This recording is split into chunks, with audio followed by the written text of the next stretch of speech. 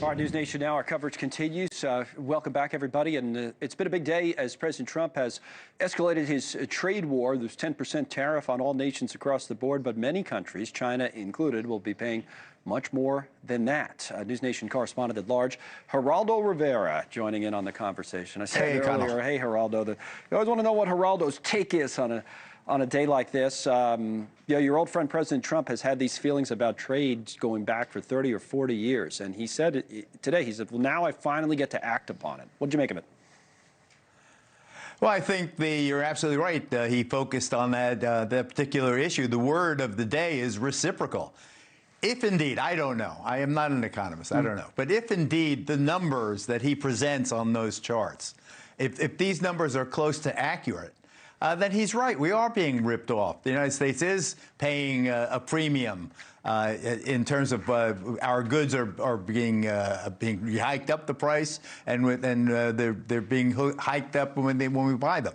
You know, so we're paying the American taxpayer, the American consumer, being disadvantaged.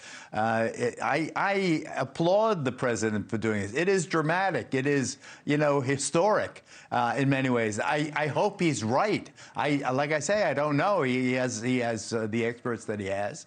If he says that, if China is indeed charging us 67%, 34% is a good deal for China.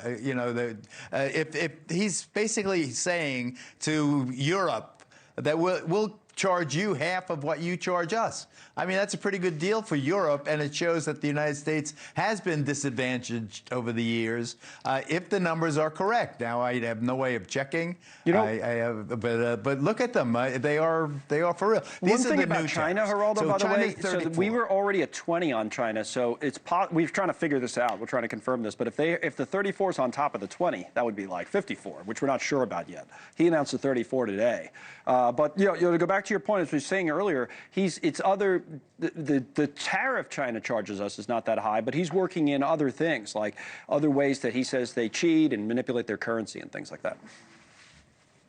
Well, I think that it all goes to legitimacy. Legitimacy is the keystone of this whole deal. He's got to be right about the numbers of what they are charging us. In other words, he can't be fair. He can't give them a 50% discount. He can't do anything unless he starts with a foundation number that everybody agrees is correct. Now, you can't lie about it. You got, you've got business people involved. They know what things cost. I assume, and I would hope, in my core of existence, that the numbers that they're sharing are correct. What about the people? Are people willing to? Do you think, generally speaking, broadly based, to put up with some short-term pain, which there will be in the stock market and other places, or higher prices, to have this kind of fair system? Are people willing to put up with it? I don't know. And, people hate pain. You don't mind people paying charges and so forth if it's not you. But if it is you, then you look at it and you say, why am I paying that? But if you trust your leader, if you trust his government, if you just trust these numbers, and I'm sure there'll be all kinds of freelancers like your previous guest who look at it with great skepticism and say, why should I believe this?